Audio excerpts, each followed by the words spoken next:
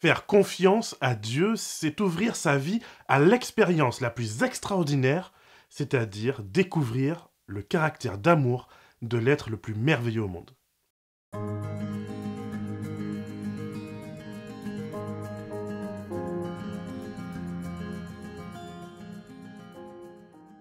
Je suis heureux d'être avec toi pour une nouvelle capsule Croître en Christ.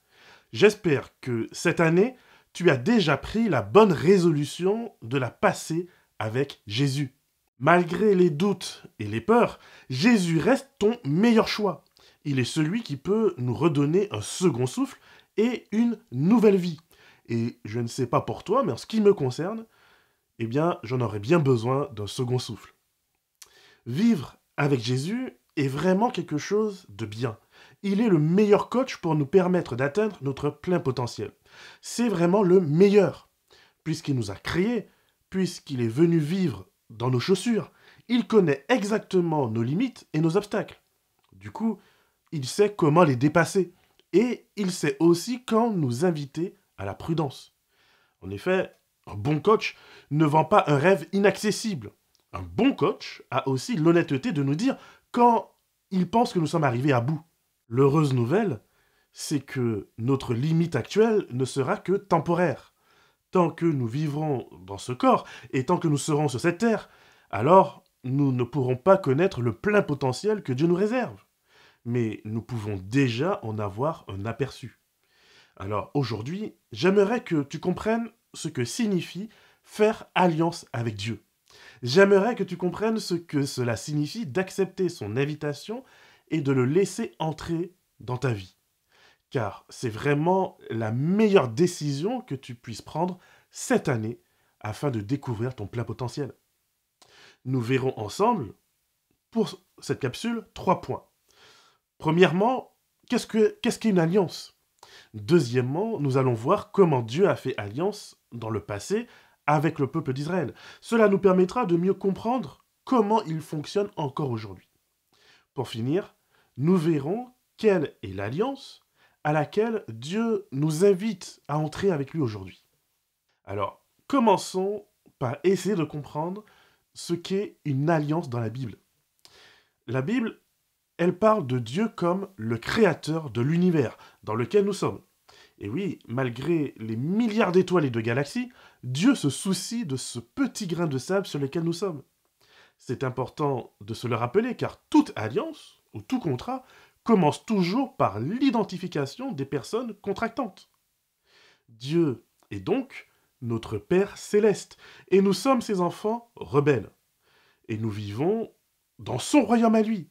Nous vivons sur sa terre à lui. Et on profite et on dégrade sa création. Nous sommes un peu des squatteurs, quoi. On a pris les clés, on a changé les serrures, et puis maintenant on déclare que cette maison, eh ben, elle nous appartient. Alors qu'au final, on ne fait que la squatter.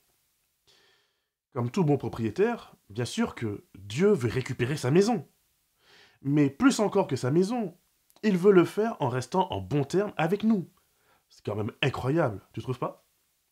Dieu veut récupérer sa maison, mais plus encore, il veut surtout rétablir le contact avec nous, il veut réparer le lien qui nous unit à lui. Bien sûr, il reste le souci de l'infraction.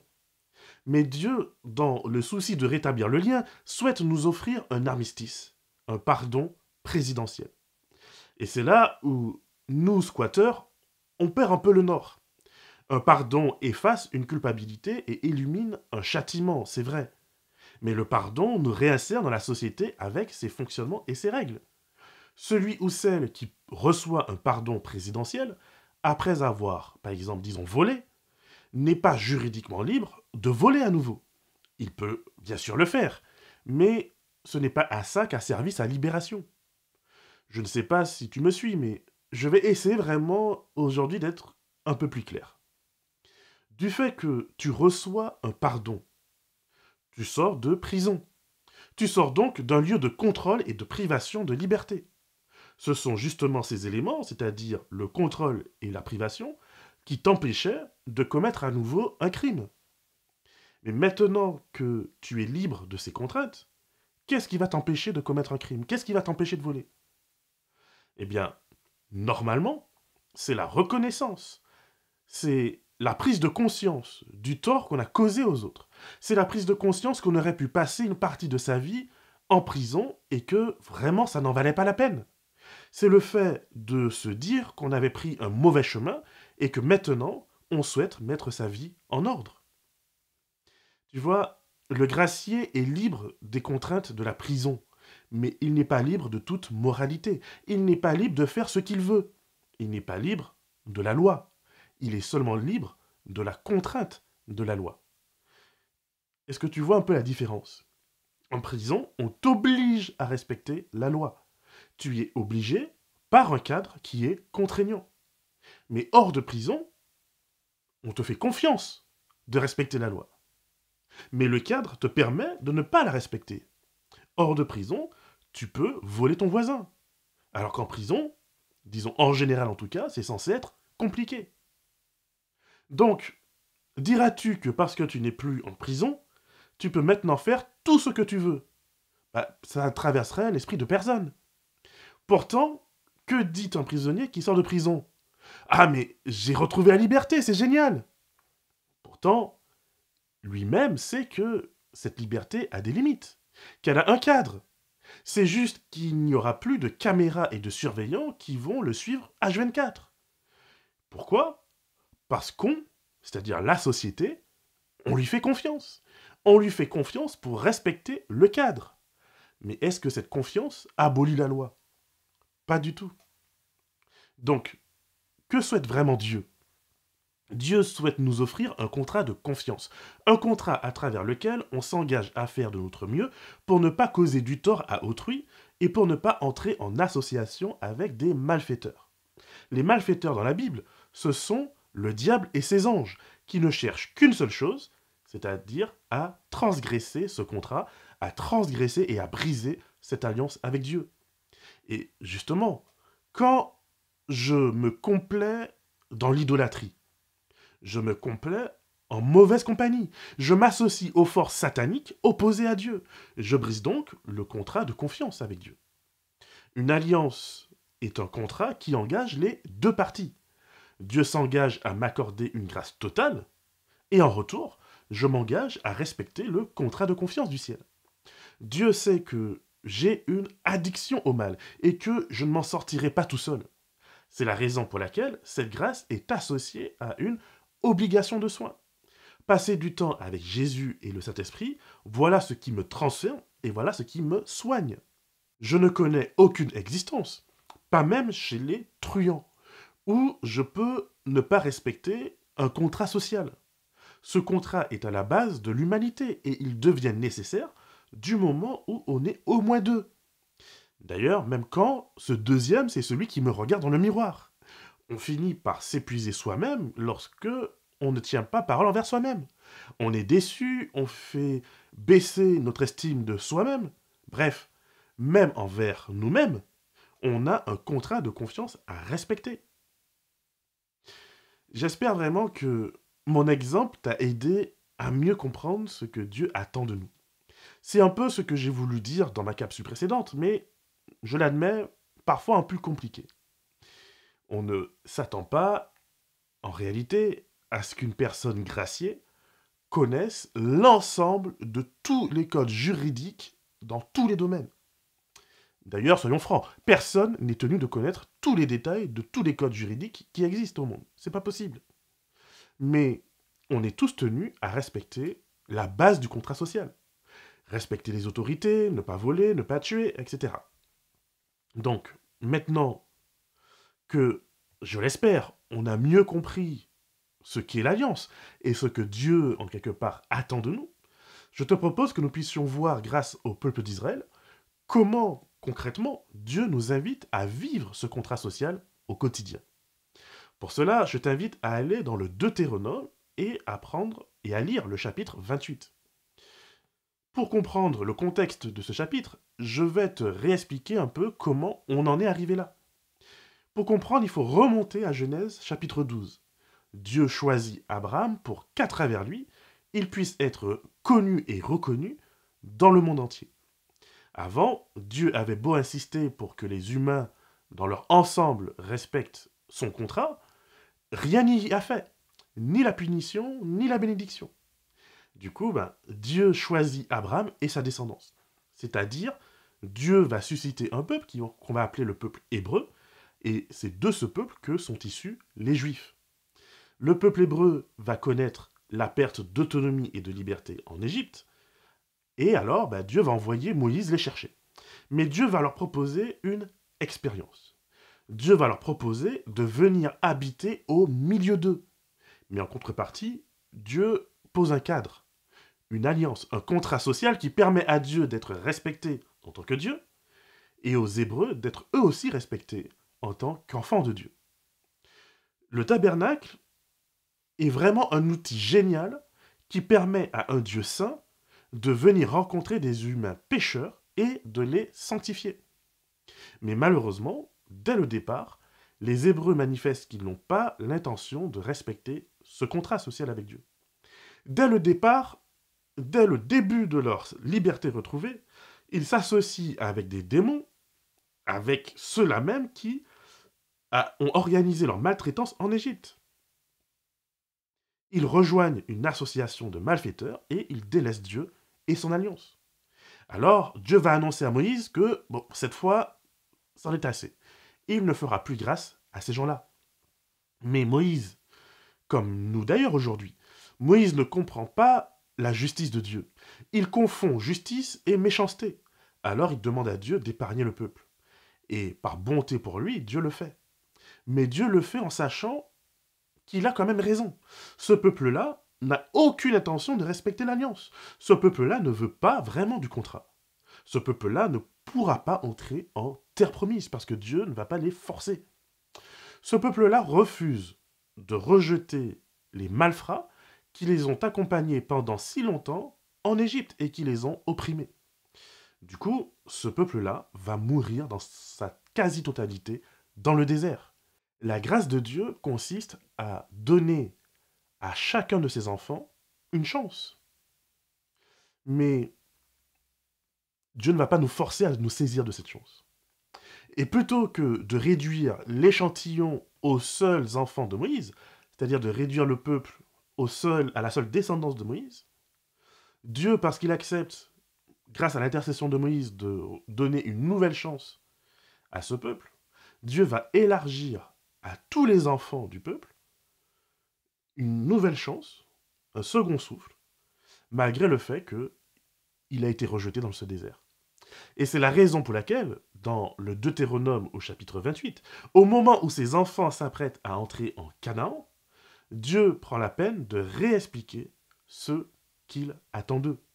Parce que, comme Dieu l'avait prévu, leurs parents, malheureusement, eux, n'ont pas pu entrer en terre promise. Le jugement que Dieu avait prévu au mont Sinaï, au final, aura lieu, mais prendra simplement plus de temps. C'est un peu la façon qu'un juge, finalement, agirait face à un multirécidiviste. On a pris le temps de rappeler la loi. Il y a eu des sentences de prononcer, chacune plus sévère l'une que l'autre. Il y a eu des peines purgées. Et malgré tout, le multirécidiviste semble être complètement surpris par l'existence même d'une loi. Et il pourrait même dire, mais madame la juge, j'ai pas le droit de voler? Mais franchement, je savais pas, je découvre. Bon, soyons sérieux. Tu vois, il y a une chose que beaucoup de chrétiens oublient. C'est que même sous la grâce, même libérés de la prison de la loi, nous vivons toujours dans le royaume de Dieu. Jésus est toujours couronné et il a autorité sur tout ce qui bouge. La grâce ne nous permet pas d'aller vivre dans un monde où nous devenons les dieux de notre vie. D'ailleurs, le jour où tu pourras créer ton propre monde avec ta propre terre, avec tes propres courants d'eau et avec ton propre oxygène, peut-être que ce jour-là, on pourra reparler de ta liberté totale. Mais tant que cela n'est pas le cas, ta liberté consiste à réintégrer le royaume de Dieu, l'alliance divine, ou au contraire, à t'obstiner à croire que tu es au-dessus de ses lois et à mourir comme meurent les démons. Dieu va donc dire à Israël, « Voici mon contrat de confiance. Si tu le respectes, alors tu bénéficieras des avantages de vivre avec moi. Mais si tu ne le respectes pas, alors tu connaîtras la douleur que connaissent les criminels, que connaissent les rebelles, c'est-à-dire les démons qui se sont révoltés contre moi. Le drame que je vois encore aujourd'hui, c'est de voir des gens qui veulent à tout prix s'associer avec des démons et qui ensuite demandent à Dieu, mais pourquoi ils n'ont pas le droit à la couverture sociale, au transport gratuit, à une croisière offerte? Mais, mon ami, ne pas vivre dans la prison de la loi ne signifie pas que tu es libre de t'associer avec n'importe qui. Cela ne signifie pas que tu es libre de briser le contrat social divin et de te faire Dieu à la place du souverain de l'univers. Sinon, cela signifie que la rébellion de Lucifer est bien encore d'actualité au ciel. Or, le message de la Bible, du Nouveau Testament, c'est de nous dire qu'il a été justement chassé du ciel. Mais ce n'est pas seulement qu'il a été chassé corporellement. Les idées du diable, les tentations du diable, son pouvoir de séduction, tout cela ont été cloués à la croix. Donc, lorsque je te parlais dans ma capsule précédente de l'idolâtrie de la loi dans nos églises, c'est pour que tu comprennes que Lucifer, il n'a tué personne quand il est parti avec un tiers des anges. Il n'a pris la femme de personne. D'ailleurs, et c'est pour ça que j'aime la tragédie des siècles, c'est que le diable, selon Ellen White, a même voulu présenter son combat comme étant une tentative d'aider Dieu à être et à vivre de manière plus juste. Tu te rends compte? Donc, vraiment, il faut comprendre que malgré nos échecs, Dieu est vraiment fidèle. Même dans nos trahisons, Dieu reste fidèle à qui il est. Et c'est la raison pour laquelle il peut rester fidèle envers nous. Non pas parce que nous influons sur son tempérament, mais parce que ce tempérament reste le même, qu'il soit face à des méchants ou face à des gentils. Dieu a fait le choix de susciter Israël pour être un peuple à part. Dieu a choisi Israël pour qu'on sache qu'il est un Dieu qui garde ses promesses. Et malgré leur rejet du Messie, malgré leur rejet de Jésus, Israël existe encore aujourd'hui. Ils sont le témoignage que quand Dieu fait une promesse, il la garde indépendamment de notre fidélité. Et encore aujourd'hui, 20 à 23% des prix Nobel qui ont été gagnés dans le monde ont été remportés par des juifs.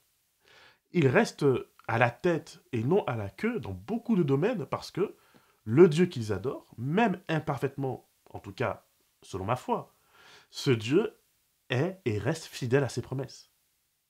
Alors, on préfère évidemment s'arrêter sur les bénédictions divines et c'est normal.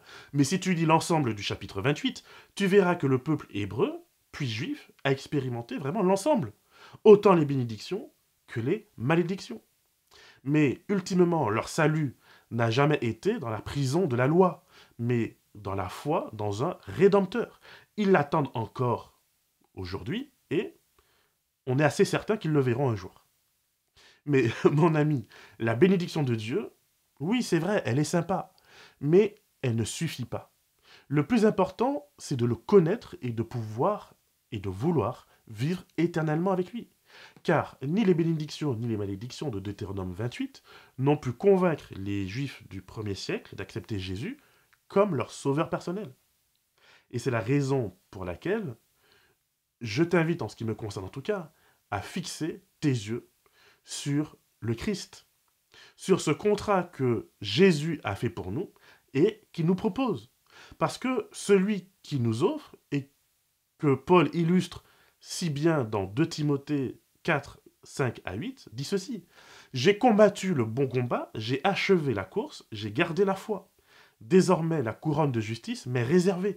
Le Seigneur, le juste juge, me le donnera dans ce jour-là. Et non seulement à moi, mais encore à tous ceux qui auront aimé son avènement. » De la même manière que c'est par la foi qu'Abraham fut rendu juste, plus encore pour nous, grâce à Jésus, c'est par la foi que nous serons capables de respecter le contrat social de Dieu. Or, au cœur de ce contrat, on retrouve la foi. C'est par la foi que nous pouvons approcher de Dieu, c'est par la foi que nous pouvons lui être fidèles, et c'est par la foi que nous pouvons ultimement, parce que nous respectons son caractère et son amour, suivre ses lois. Mais ce n'est pas le chemin inverse, parce que ce chemin-là, il ne peut pas mener à Dieu, comme l'histoire d'Israël le prouve. ce n'est que parce que nous manquons de conviction, nous manquons d'éclairage, nous manquons de moralité, que Dieu a d'abord sauvé son peuple. Dieu lui a donné d'abord des éléments de mettre sa foi en lui, à travers la sortie d'Égypte, et ce n'est qu'ensuite que Dieu a proposé une loi pour stabiliser et pour renforcer l'alliance. Mais la loi vient toujours, même dans l'Ancien Testament, la loi vient toujours après la foi, et non pas avant la foi. Nous avons donc vu ce qu'est une alliance. C'est un contrat social qui nous permet de retrouver une autonomie, mais au service du projet commun entre le ciel et nous. Nul n'a le pouvoir de vivre en dehors de l'autorité divine, car il est le créateur de tout ce qui vit. Nous avons également vu comment Dieu a choisi Israël pour que ce peuple soit une démonstration de sa fidélité. Et c'est encore le cas aujourd'hui. Mais ce n'est pas parce que ils sont les chouchous de Dieu. Non, ils sont simplement la vitrine. Ils sont la garantie que Dieu tient parole et que, même dans nos infidélités, il garde la porte ouverte pour nous. Alors, pour finir, je t'invite à suivre le fil rouge de l'histoire du salut. C'est par un manque de foi dans le caractère divin que la rébellion a commencé et que les malfaiteurs ont saccagé le royaume céleste. Et c'est par une abondance de foi que Dieu va guérir son royaume. En attendant la génération parfaite et complète de notre conscience et de notre cœur, Dieu a donné une loi qui sert de référence, mais aussi qui sert de cadre pour celles et ceux qui ont perdu tout sens moral. Mais je veux croire que tu ne fais pas partie de cela, mon ami. Je veux croire que par la foi retrouvée en notre Seigneur, tu es capable d'apprécier la grâce divine. Non pas pour retourner en compagnie des malfaiteurs, mais au contraire, pour goûter à cette alliance sublime à laquelle Dieu nous appelle, Dieu nous invite. Car lorsqu'un ancien détenu comprend et reconnaît ses erreurs, c'est souvent la personne la mieux placée pour conseiller et aider les autres qui sont sur la mauvaise voie. C'est souvent la personne la mieux placée pour aider les autres à comprendre pourquoi il faut respecter le contrat social et pourquoi on perd autant à la mépriser. Et la même chose est vraie avec une personne athée, par exemple. La personne qui vient d'une autre religion, lorsqu'on découvre le Christ, alors on est souvent les mieux placés pour expliquer à ceux qui étaient comme nous auparavant pourquoi le Christ fait toute la différence dans une vie. C'est pour cela qu'on aime tant, dans nos églises d'ailleurs, les témoignages des anciens gangsters ou des Don Juan ou autres. Ces personnes nous expliquent de première main pourquoi mépriser notre relation avec Dieu est une si terrible erreur et jusqu'où il est possible de sombrer lorsque nous n'avons plus de repères. Et c'est vrai que pour beaucoup, un temps d'emprisonnement spirituel sous la vigilance de la loi est le seul moyen de dissiper le brouillard moral qui entoure notre société actuelle. Mais comme le jeune homme riche, il nous faut comprendre que si nous restons en prison, alors nous ne pourrons jamais connaître réellement qui est Dieu. Alors mon ami, je prie pour que tu choisisses de faire alliance avec Dieu. Je prie pour que tu choisisses le chemin de la foi, le chemin de la confiance. Ce chemin qui est le seul à pouvoir nous conduire vers l'abondance, vers Jésus qui est la source de la vie. Que le Seigneur te garde et te bénisse et qu'il fasse de toi une source de bénédiction pour l'éternité.